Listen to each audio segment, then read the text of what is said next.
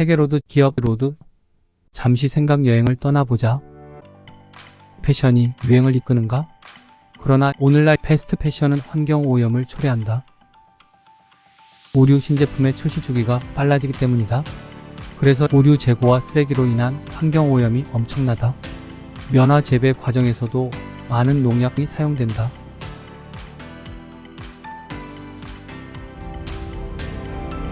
그런데 굳이 새 옷으로 철마다 갈아입어야 하는가?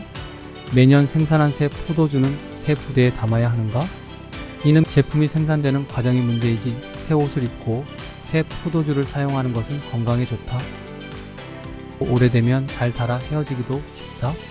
오류와 가죽도 한철만 지나면 해지기도 부패하기도 쉬워서 새로운 것을 선호한다.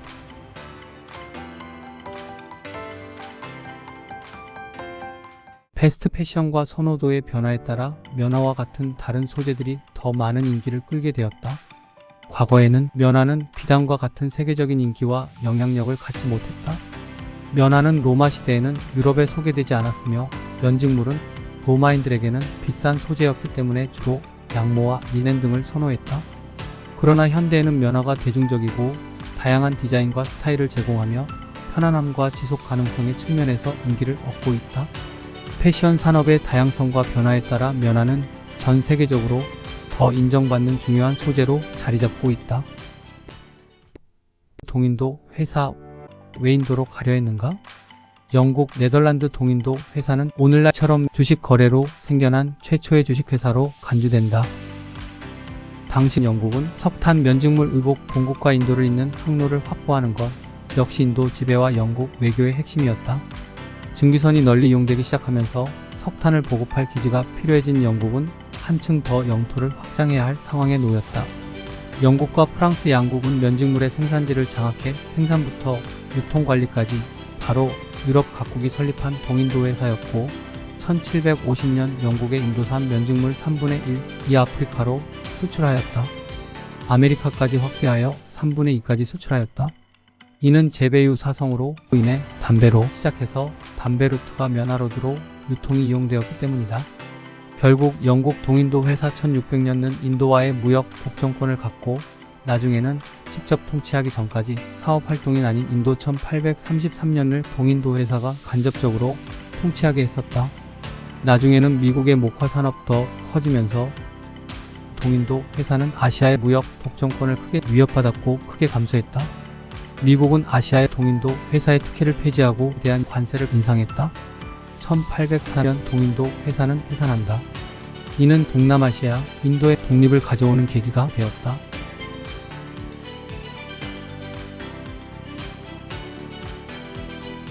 제국의 면화로드. 인도는 18세기 후반부터 영국의 식민지가 되면서 면화 산업이 급격히 발전하기 시작했다. 19세기 영국의 식민지화로 인해 인도의 기독교가 다시 전파되었다. 영국은 인도에서 면화를 대량 수입하여 영국의 공장에서 옷을 만들었다. 인도는 면화 생산량은 세계 2위지만 섬유 가공 기술은 선진국에 비해 뒤처져 있다. 19세기 중반에는 영국이 인도를 식민지로 삼으면서 인도의 면직물 산업은 위기에 처했다. 영국은 인도의 면직물에 높은 관세를 부과하고 인도의 면직물 산업을 보호하기 위해 보조금을 지급했다. 그러나 이로 인해 인도의 면직물 산업은 경쟁력을 잃고 점차 몰락했다. 인도의 수많은 면직공들이 실업자가 되었고 인도의 경제는 침체에 빠졌다. 인도는 면화를 지속적으로 공급하고 새 옷을 만들어 제공하려면 수많은 노동력과 물이 요구되기 때문이다. 인도의 면직물 산업의 몰락은 인도 독립운동의 원인이 되기도 했다. 인도 면직물은 품질이 좋은 반면에 잘 닳아 헤어지기도 쉽다. 면화는 수확 후 실을 뽑고 짜서 옷감으로 만들어진다. 이 과정에는 많은 노동력이 필요하며 과거부터 인도 남부는 인도 북부에 비해 강수가 적고 지형도 험해 관계시설을 설치하기 어려웠다. 또한 인도 남부는 인도 북부에 비해 인구 밀도가 높아 물 수요가 많았다. 영국은 인도에서 면화를 수입하여 영국의 방직 공장에서 실을 뽑고 직물을 만들었다. 인도의 섬유 및 의류 산업은 영국의 산업혁명에 중요한 역할을 했다. 그러나 이로 인해 영국 직공들은 수입 면화로 인해 생계를 어렵게 할 수밖에 없었고 이에 대한 반발이 있었다. 이는 영국의 식민 지배를 받으면서 인도 면화 산업이 붕괴되었다. 의외로 미국은 미국 남부지역 열대기후의 노예를 통해 면화붐을 맞이한다. 그 꽃이 18세기 영국은 인도보다 더 저렴한 비용으로 목화 생산량을 늘리기 위해 식민지 미국에 목화를 심었기 때문이다. 아프리카 흑인이 노예로 미국에 강제 이주된 원인이다. 목화로 세워진 인도는 이러한 과정으로 인도화나 세계화를 하기 어려운 이유이다. 인도에 쇠락했던 면직물 산업은 1947년 인도가 독립한 이후 다시 발전하기 시작했다. 면화로드와 실크로드 명품 실크는 가고 다양한 진주의 시대가 찾아오다. 목화와 함께 이주. 18세기 인도의 면화는 유럽으로 수출되기 시작했다. 인도의 면화 수출로 인해 인도에는 많은 부자가 생겼고 인도의 도시는 번성했다. 면화 재배는 인도 남부와 동부 지역의 농민들에게 새로운 기회를 제공했으며 면화 산업은 인도에서 새로운 중산층을 형성했다. 하지만 면화 재배는 많은 노동력을 필요로 했기에 인도의 많은 농민들이 면화 재배에 종사했다. 반면에 면화 재배는 매우 힘든 일이었기 때문에 많은 농민들이 가난에 허덕이게 되었다. 그리하여 면화가 수출되는 과정에는 인도의 환경에도 많은 피해를 입혔다. 면화 재배로 인해 많은 토양이 황폐화되었다. 고대부터 이런 피해는 인도의 이주와 인도화가 새로운 목화 생산지와도 연관이 있다. 인도화는 힌두교를 비롯한 인도 문화의 영향을 받는 현상을 가리키는 용어이다. 인도인들의 이주는 열대성 기후에 물과 노동력이 필요로 한 곳을 찾아 나선 것으로도 추정된다. 인도화, 로드 이주. 이는 인도의 역사와 이주, 인도화에 대한 이야기는 다양한 역사적 변화와 문화적 상호작용을 반영한다. 인도의 수학적 개념은 인도인들이 자연을 관찰하고 그 속에서 패턴을 발견하면서 시작되었다. 예를 들어 인도인들은 태양의 움직임을 관찰하고 그 속에서 수학적 패턴을 기반으로 인도인들은 천문학과 수학을 발전시켰다. 이 수학적 능력이 과거의 면화를 재배하는 기술이나 지금의 소프트웨어 개발까지 영향을 준다. 고대부터 인도 북부 지역은 아리아족의 침략으로 인해 인도 민족이 아리아족과 혼합아리아화되었고 밀려난 북부 사람들은 남부 지역으로 이주해 북부 지역과 교류하면서 인도 남부 지역은 인도화되었다. 초기 드라비다족은 인도에 살고 있던 민족이다. 사람들은 남부의 드라비다 민족이 되었다. 또한 이민족과 거래하던 드라비다족은 인도네시아에 왕국을 세웠고 인도네시아 문화에 큰 영향을 미쳤다.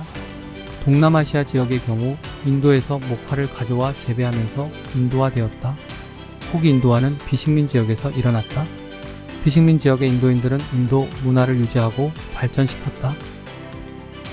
이슬람 로드 기독교 이주. 북인도는 터키의 이슬람 세력에 의해 정복되었고 이슬람 문화가 전파되었다. 15세기 동남아시아 군도에서는 이슬람화 운동은 성공적으로 진행되었고 동남아시아 지역은 이슬람 문화권으로 편입되었다. 이슬람 도래 이전의 기독교는 이미 사도 도마가 파르티잔이란에서도 복음을 전했으나 도마는 인도에서의 전도로 더 많이 알려져 있다. 인도에 가게 된 것은 사도들 사이에서 제비뽑기로 도마가 선택되었으나 도마는 인도까지 가는 것을 좋아하지 않았다. 예수님이 함께 하시겠다는 환상을 듣고 인도와 상거래를 하던 유대인 상인과 함께 배를 타고 인도 남부 칼랄라로 향했다.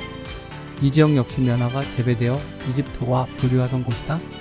과거부터 먼 나라와 거래하던 솔로몬 시대에도 이스라엘의 몇몇 배들은 인도산 아이보리, 원숭이, 공작과 함께 3년 간격으로 오고 있었다고 성경에 인도 추정되는 기록이 있다. 인도는 페르시아 황제의 고비 지역으로서 인도에서 에티오피아까지 에스더 서에서 묘사한다. 예수의 12제자 중 의심 많은 도마가 인도 남부의 케랄라에서 최초로 기독교를 전했다. 인도 남부 지역의 7개 초대교회 및 여러 하프교회는 도마가 세운다. AD 72년에 기독교의 전파가 브라만 카스트 제도를 무너뜨릴 것을 염려했던 한 지역 왕에 의해 도마는 고난을 당하고 신문을 받은 후 사형 선고를 받게 된다. 그는 창에 찔려 순교했다. 현재 기독교 인구는 약 3천만 명 정도이다. 다신교인 인도는 힌두, 이슬람 다음으로 세 번째 규모이다.